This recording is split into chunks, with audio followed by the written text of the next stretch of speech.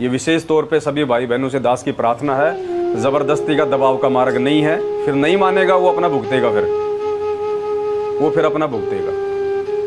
तो ये इन चीज़ों का विशेष ध्यान रखना है। दूसरी चीज़, कोई भी माता बहन अगर साथ संगति में आती है, ये भाइयों की भी जिम्मेदारी बनती है, खाली माताओं की नहीं है। कोई भी माँ बहन अगर साथ संगति में आती है या कोई भाई अगर साथ संगति में है तो माता बहनों की जिम्मेदारी बनती है।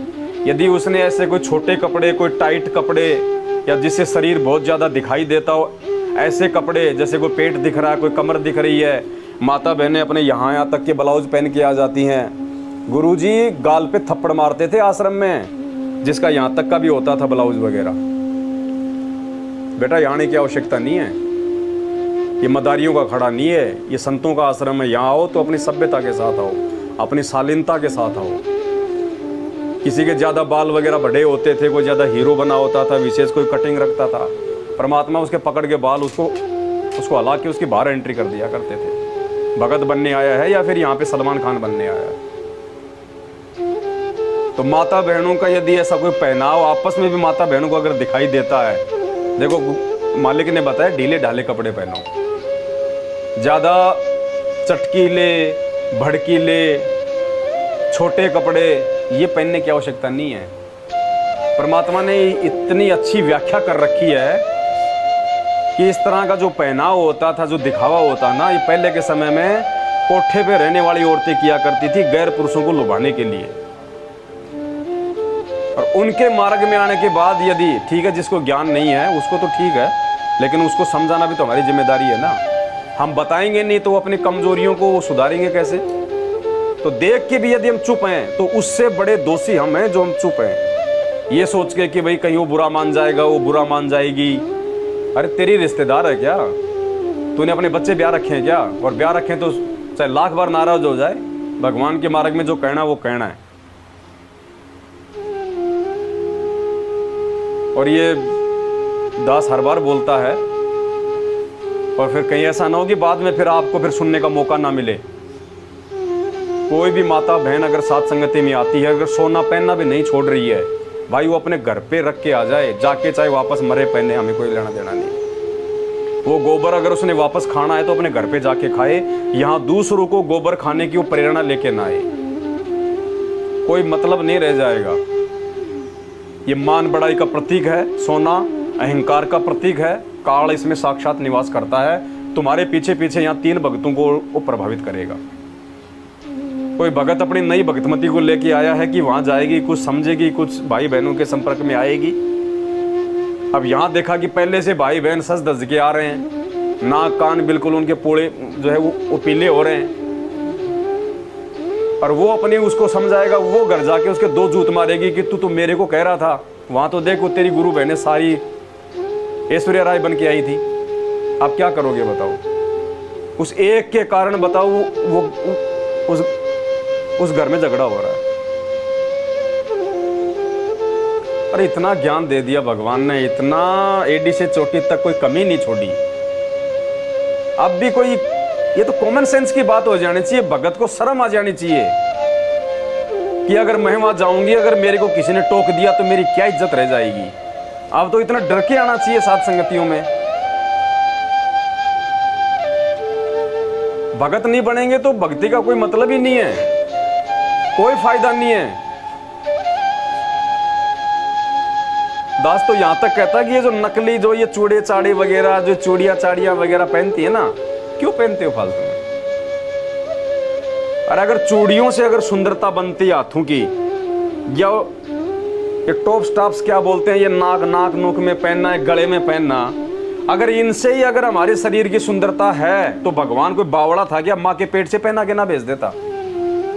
तुमने तो उसकी रचना को बिगाड़ दिया नाक में छेद करवा के। क्या भगवान कोई बालक था, मूर्ख था? क्या भगवान ने कोई कमी छोड़ दी थी मानव के शरीर में? अगर आवश्यकता होती तो भगवान माँ के पेट में छेद करके नहीं भेज देता क्या? जब उसने शरीर में इतने छेद करके भेजे हैं, 2-4 छेद और निकाल देता नाक में, कानों में। तो इन बातों पे विचार करना पड़ेगा। गुरुजी के पास इतना समय नहीं होता था कि गुरुजी हर चीज को एक ही दिन में बता देंगे, और गुरुजी को मालूम था मैंने अगर टाइट होके बोल दिया तो ये लोग यहाँ पे आना छोड़ देंगे, तो मालिक तो चाहते थे कि जैसे तैसे ये आते रहें, कबीर कपट से भक्ति करे उसको भी अपनाऊं, साम दाम दंड भेद से फिर सीधे रास्ते ले आऊं। लेकिन आज ये हमारी जिम्मेदारी है, क्योंकि भगवान ने वो जिम्मेदारी आज हमें दे दी है। और हम यदि उस जिम्मेदारी में कोई कोताही बरतेंगे, लोगों से ये सोच कि वो नाराज हो जाएगा, वो नाराज हो जाएगी, मेरे से बोलेगा नहीं, मत बोल भाई, तू कोई ईद का चांद है क्या? तो थोड़ा विचार करो इन बातों पे। माता बहनें आते भंडारे पे ध्यान मत दिया करो, एक दूसरे पे ध्यान दिया करो कि किस में क्या कमी है,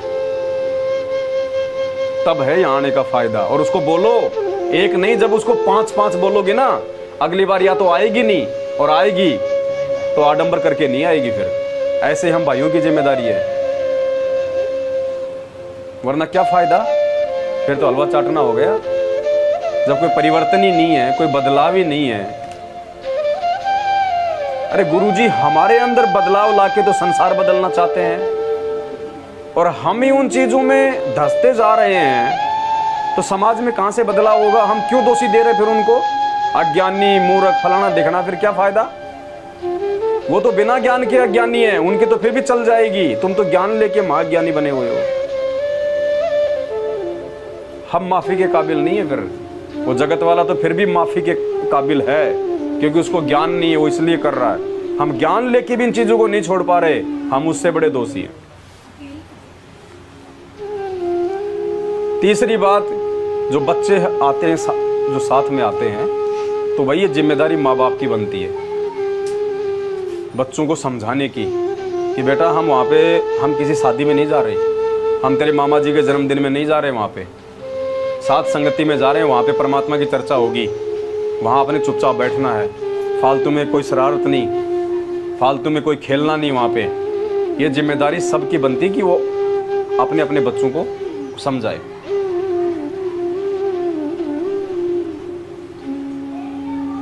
तो इन चीज़ों का थोड़ा सा हमने ध्यान रखना पड़ेगा, तब साथ संगति में आने का फायदा है। बिल्कुल शर्मा शर्मी मत करो, बिल्कुल 1% भी।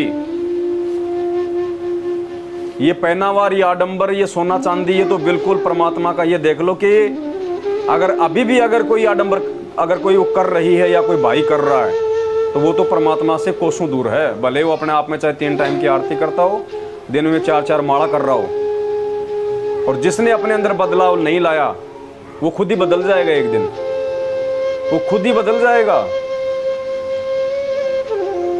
अपने आत्माओं, एक तो भगवान ने आके हमें अपनी पहचान करवा दी। पहली बात तो ये बड़ा दुर्लभ काम है।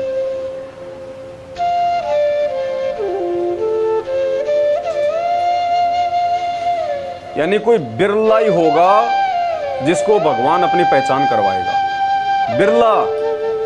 पहचान का मतलब ये नहीं कि भाई संत रामपाल जी बरवाड़ा में, उनका ज्ञान बहुत अच्छा, चलो नाम ले लो, जाके भक्ति करने लग गए, आरती करने लग गए, वो नहीं।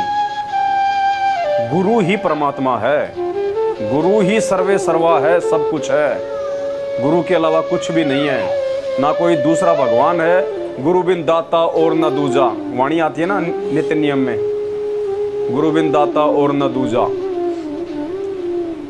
गुरु सेवा में फल सर्वस आवे, और कोई भक्ति कोई सेवा है ही नहीं। फिर जब गुरु की सेवा में फल, सारे जो फल मिल रहे हैं, तो और कोई भगवान है कहाँ? फिर आवश्यकता क्या फिर हमें किसी और को पूजने की, मानने की? तो पहली बात तो इस भगवान को पहचानना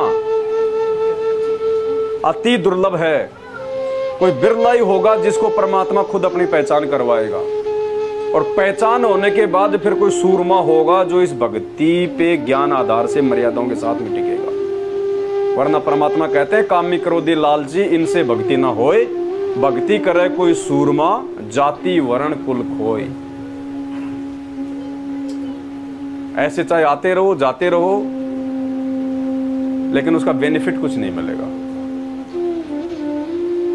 परमात्मा ने इतनी इतनी कथाएं बता रखी हैं। अगर कोई वास्तव में अगर कोई जीवित हो ना, जीवित हो, देखो मुर्दे पे कोई असर नहीं होता है। अगर कोई जीवित है, जीवित का मतलब जिसमें चेतना है, जागृति है, सोचने समझने की क्षमता है, उसमें बुद्धि है, उसको कहते हैं जीवित। परमात्मा ने बताया ना कि एक राजा था, वो एक साध्वी के सत्संग सुना करता था, उससे वो प्रभावित था। और काफ़ी कुछ उसने अपने जीवन में बदलाव कर लिया। 3 उसकी रानियां थी, और ज़्यादातर क्योंकि सत्संग का तो यही काम होता है, फिर सत्संग लेने के बाद भगवान की चर्चा, परमात्मा की चर्चा, ज्ञान की चर्चा। तो राजा अपनी रानियों से भी साध्वी का ही जो है वो जिक्र किया करता था कि बहुत अच्छी है, बहुत अच्छे उसके विचार हैं। आज हमारे गुरुजी हैं, चाहे कोई सुंदर क्यों ना हो, चाहे कोई कितना ही मतलब चाहे कोई सुंदरा क्यों ना हो, लेकिन हमें अपने गुरुजी से बढ़ के कोई सुंदर नजर नहीं आएगा। सतगुरु 3 लोक से न्यारा, सतगुरु परम पदारथ पूरा। हम तो उन्हीं की चर्चा, उन्हीं की बढ़ाई, उन्हीं की करेंगे ना। तो राजा हमेशा उस साध्वी का जो नाम था परमात्मा ने बताया पुल्लो देवी, तो हमेशा उसी की वो चर्चा करता था।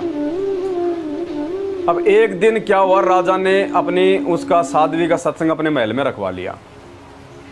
अब रानियों ने सोचा कि आज बढ़िया मौका है, आज देखेंगे जिसकी राजा कभी तारीफ करते ही नहीं थकता है, आज देखते हैं वो कैसी सुंदर है। वो अज्ञानी थी, उनको क्या पता, राजा तो ज्ञान के हिसाब से उसकी वो किया करता था। आज देखते हैं वो कैसी क्या है, जिसकी राजा हम इतनी सज धज के रहती हैं तो भी हमारी इतनी प्रशंसा नहीं करता, उसकी इतनी प्रशंसा करता है। तो रानियों ने और भी ज़्यादा श्रृंगार कर लिया कि उससे और ज़्यादा। रानियों को ये था भाई वो थोड़ी हार श्रृंगार करके आएगी, सुंदर होगी, मेकअप माकअप करके आएगी। तो रानियों ने और मतलब डबल सोना चांदी पहन लिया और पूरा मेकअप कर लिया। और शाम को जब आई पुल्लो अपनी 2-4 अपनी सत्संगियों के साथ में, उसने क्या देखा, ये तो कोई बेचारी ऐसी बिल्कुल जैसे कोई भीख मांगता है, कोई रोड पे खड़ा हो गया ऐसे ही, ना कोई हार श्रृंगार, ना कोई नाक में, ना कान में, ना कोई नए कपड़े, टूटे फूटे चप्पल, नहाई ऐसा लग रहा जैसे 4 दिन से नहाई नहीं। अब सत्संग होने लग गया, रानियां भी आके बैठ गई, रानियों का आसन लगा हुआ था अलग से। अब जैसे रानियां तो यूँ ढूंढ रही कि कौन है, जब पूछ रहे भाई कौन है, पुल्लो बोले ये बैठी, वो तो यूं कर करके वो तो हंसने लग गई, बोले ये है कि, बोले पुल्लो जिसकी राजा इतनी तारीफ करता था। हम तो सोचा पता नहीं कितनी सुंदर होगी। अब वो तो परमात्मा की बच्ची थी ना, थोड़ी बहुत तो इतनी तो दे देता परमात्मा टपट। तो सत्संग के माध्यम से फिर रानी ने वही सत्संग शुरू कर दिया, उसने वो पुल्लो ने, और उसने कहा कि गहना बाधा तन की शोभा, कि मूर्खता में तुम जिसको अपनी ये तन की शोभा समझते हो ना, कहते हैं तो सबसे बड़ी बाधा है ये तेरे लिए, इस शरीर की सबसे बड़ी बाधा है ये। क्योंकि गहना जो है वो मान बढ़ाई का प्रतीक होता है। क्यों पहनती है माता बहनें सोना चांदी, बताओ? दिखाने के लिए, आकर्षण के लिए। जो बदचलन औरतें होती हैं वो दूसरों को आकर्षित करने के लिए, जो पत्नी होती है वो भैया अपने पति को खुश करने के लिए, इसलिए पहनती हैं। और एक दूसरे को दिखाने के लिए कि देख मेरा पति मेरे लिए अब की बार ये डबल डेकर वाली अंगूठी लाया, ये देख ये हार लाया, मेरा अब की बार ये चैन लाया, दिखाने के लिए, मान बढ़ाई, अहंकार। तो उसने कहा कि गहना बाधा तन की शोभा, और यो तन काचो बांडो, बांडा बोलते हैं मतलब मटके को, काचा यानी कच्चा मिट्टी का जो मटका होता है ना, जो कुमार का, काचा बांडा यानी कच्चा मटका। तो उसने कहा रे गहना बाधा तन की शोभा, और ये तन काचो बांडो, और बिना भजन के कुतिया बनोगी, वरना राम भजो ना रांडो। रांडो यानी ये फालतू की औरतों, राम का नाम ले लो, भक्ति कर लो, नहीं तो अगले जन्म में कुतिया बनोगी। तो पुण्यात्मा, वो जो सत्संग किया था परमात्मा ने, ना तो वो पुल्लो जीवित है, ना वो रानियां जीवित हैं, वो सत्संग परमात्मा ने अपनी जो शिष्या थी, यानी हम जो भाई बहन हैं, जो माता बहन हैं, उनके लिए किया परमात्मा ने। अगर ये ज्ञान लेके तुम भी अगर उसी स्थिति में रहोगी जो रानियां थी, तो भाई तुम उसी कुतिया की श्रेणी में हो।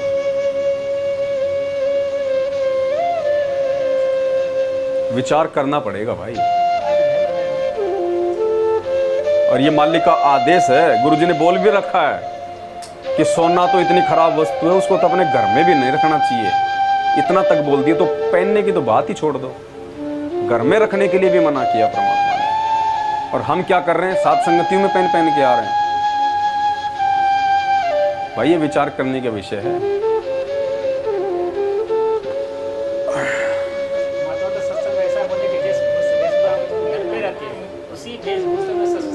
नहीं, मुझे एक बात बताओ, या तो हम गुरुजी को अपना पति मानते नहीं, पति यानी भाई पति उसको कहते हैं जो उसकी देखभाल करता है, उसकी ज़रूरतों की जो है पूर्ति करता है, समय पे उसको कपड़े ला के देता है, उसके खाने दाने की व्यवस्था करता है। पति यानी पालक, जो उसको पालता है उसको कहते हैं पति। पति का मतलब ये नहीं कि जो अमल की बच्चे पैदा कर दिए सब और शादी हो गई। पति शब्द का मतलब है पालक। जैसे हम कहते हैं हमारा पति परमेश्वर, तो पति का मतलब मालिक, हमारा पालनहार, जो हमारी जिम्मेदारियों को जिसने उठा रखा है उसको कहते हैं पति। तो या तो हम गुरुजी को अपना पति मानते नहीं, अगर गुरुजी को यदि हम अपना पति माने तो जिसका पति जेल में हो वो पतिव्रता औरत के हार श्रृंगार कर सकती है क्या? अगर किसी का पति जेल में हो, वो औरत उसके पीछे से सजना धजना, होठों को लाल करना, नए नए चटकीले भड़कीले कपड़े पहनना, सोना चांदी पहनना, ब्याह शादियों में जाना, हंसना नाचना गाना, फालतू की जो है बकवाद करना, वो कर सकती है क्या? अगर वो करेगी तो भी दूसरी औरतें कह देंगे ये बच्चलन औरत है, इसका पति जेल में, ये नकरी करते डोल रही है। और ये तो उस पति से भी लाखों गुना बढ़ के है। ये पति परमात्मा हमारा सतगुरु रामपाल जी भगवान है, और ये आज जेल में बैठे हैं, तो हम पीछे से उसकी आत्माएं क्या कर रही हैं? हम उसकी पत्नियां हैं,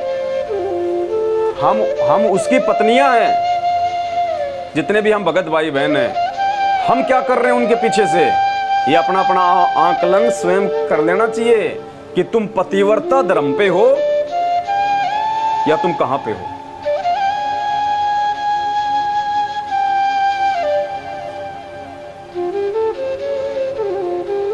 इसीलिए परमात्मा दुखी है, इसीलिए वो जेल से बाहर नहीं आ रहा, वरना उसको किसने बांध के रखा? वो देख रहा जाऊं तो कहां जाऊं, चारों तरफ बस यही आग लग रही है। सब अपनी अपनी मस्ती में मस्त हैं। सब ने ये सोच लिया जब गुरु जी आएंगे तब आश्रम में चल पड़ेंगे, बाकी अपना कर रहे हैं अपना।